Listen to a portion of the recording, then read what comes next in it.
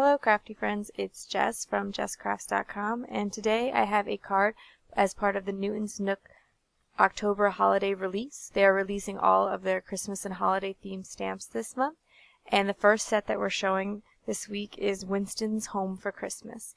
It has 3 main images featuring Winston the bear, and the one that I was most drawn to was the one where Winston is driving the car with the Christmas tree and the packages sticking out.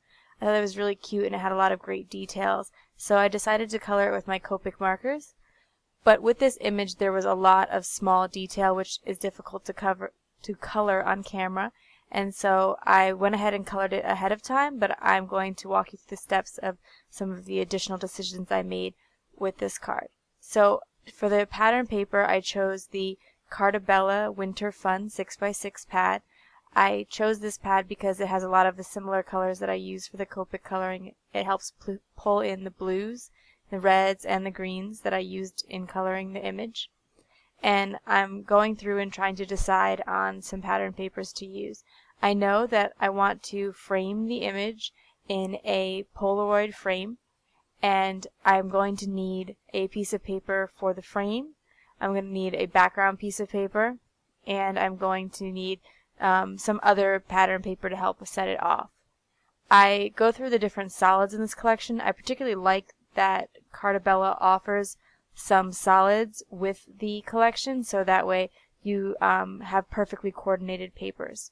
I decide to use the lightest brown color as the frame, the Polaroid frame, and then I was thinking about using that dark brown for a strip across the left side, but I wanted to include some stamping on the strip and basically make my own pattern paper with the small detail stamps from the set. And so later on in the video I'll show you how I do that piece. I'm just going to attach the frame here, which I've pre-die cut, and I like to make sure that it's sticky on all the sides because the tops of it are so thin that it needs to be adhered down well so that it doesn't rip with when sent to the mail and such. So I'm just placing the die cut over the stamped image, careful to make sure that I get only the parts that were colored. I colored the sky with Copic markers as well, and so I didn't color too much extra because I didn't want to waste ink. I'm using this All Hearts Come Home for Christmas sentiment, also from the same stamp set, and I stamp it in archival jet black ink because it provides a crisp stamp image. I really liked this sentiment because I thought it tied in well with the image of the car. There's a variety of cute sentiments in the set, but this one fit in best with the image that I was using. And so I want to add that strip of custom pattern paper now.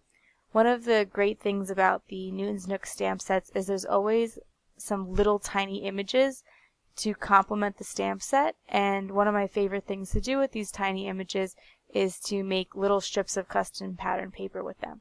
So I've picked some distress inks that coordinate with the pattern paper I've used. I'm using tumble glass and antique linen, and I have the 2 little hearts from the stamp set.